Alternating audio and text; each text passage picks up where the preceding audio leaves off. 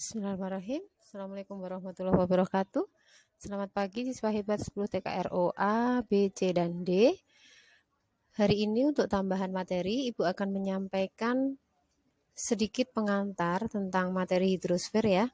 Di sini sudah sama dengan materi PDF yang sudah Ibu sediakan. Untuk hari ini bumi dan antariksa itu pembahasannya adalah tentang hidrosfer. Nah, apa itu hidrosfer? Di sini sudah ada. Hidrosfer itu adalah permukaan bumi yang tertutup air. Jadi segala macam permukaan bumi yang tertutup oleh air itu disebut sebagai hidrosfer. Baik itu danau, laut, kemudian sungai, dan nanti proses-proses penguapan atau evaporasi sampai dengan terjadinya siklus air itu disebut dengan hidrosfer. Nah, kita masuk ke materi berikutnya. Seperti yang saya sampaikan di awal tadi, hidrosfer itu apa? Hidrosfer adalah suatu lapisan air yang menyelimuti kerak bumi yang disebabkan karena adanya zat yang berbentuk cair. Nah, di sini sudah ada contohnya seperti yang Ibu sampaikan tadi ya. Ada sungai, kemudian ada danau, ada rawa, kemudian ada awan. Awan ini nanti ketika sudah cukup intensitasnya sudah cukup tinggi, maka dia akan turun sebagai hujan. Kemudian berikutnya adalah uap air. Oke, kita lanjutkan ke materi berikutnya. Nah, hidrosfer sendiri, ketika ingin mempelajari hidrosfer, itu ada cabang-cabang ilmunya. Di sini sudah saya sampaikan, nanti bisa kalian cek di materi PDF yang sudah ada. Ada potamologi, ada limnologi, kemudian geohidrologi, kriologi, dan hidrometeorologi. Nah, silahkan nanti dibaca di materi PDF yang sudah Ibu share, sudah ada ya.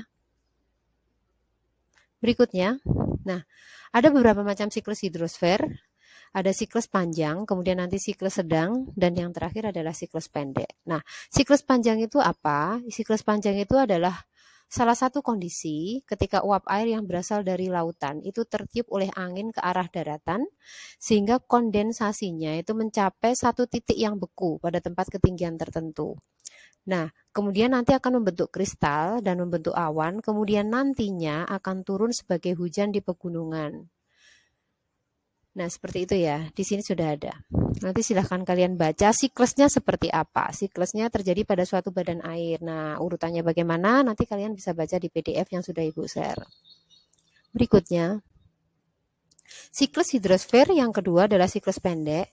Siklus pendek ini yang bagaimana? Siklus pendek adalah siklus ketika kondisi air laut yang terkena beberapa paparan sinar matahari sehingga menguap menjadi gas serta kemudian mengalami kondensasi pada daratan untuk membuat awan-awannya itu adanya di permukaan laut.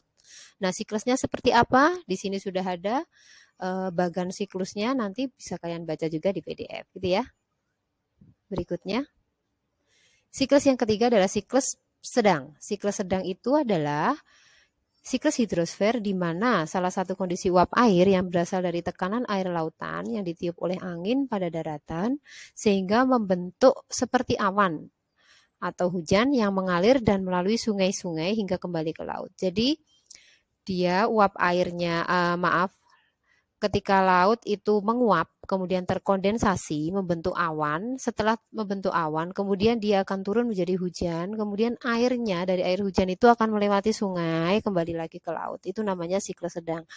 Oke, itu untuk pengantar hidrosfer. Untuk materi berikutnya, yang paling lengkap itu bisa kalian baca di PDF yang sudah Ibu share. Kemudian jangan lupa untuk mengerjakan tugas hari ini, yaitu soal latihan yang sudah ada di e-learning pada pagi hari ini. Jika ada pertanyaan, boleh ditanyakan melalui kolom diskusi di e-learning. Bisa juga kalian melalui grup WhatsApp atau grup Telegram yang sudah kita buat. Oke, selamat belajar siswa hebat 10 TKRO A, B, C, dan D. Jika ada kesulitan, silahkan ditanyakan. Ada kurang lebihnya mohon maaf. Assalamualaikum warahmatullahi wabarakatuh. Tetap semangat belajar di rumah ya. Bye.